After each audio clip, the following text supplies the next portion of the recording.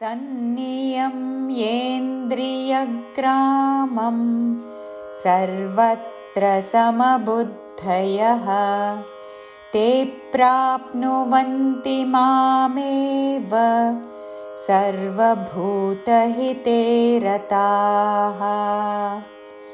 సన్ని సా పక్కన నాకి నావత్తు సన్ని యం ఏ యా పక్కన మాకి యావత్తు మా యా రెండు చక్కగా వినపడాలి.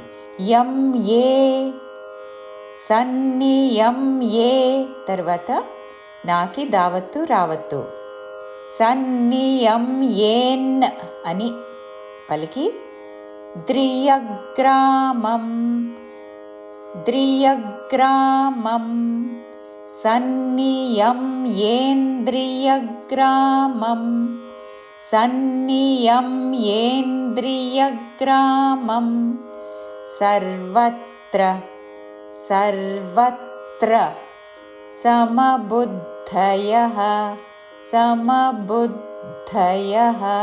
భూ పక్కన దాకి మహాప్రాణాక్షము ధావత్తు బుద్ధయః అనకూడదు బుద్ధయః సర్వత్ర సమబుద్ధయః తే ప్రాప్నువంతి తే దీర్ఘము తే ప్రాప్ను ప్రాప్ను తే ప్రాప్నువంతి వంతి మామేవ మామే దీర్ఘములు చివరిలో వ హ్రస్వము మామేవ తే ప్రాప్నువంతి మామేవ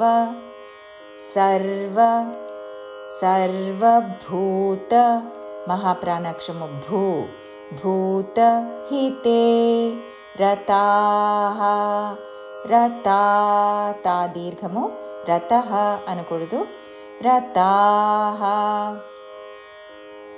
సర్వభూతహితే రతాః. పూర్తి శ్లోకము.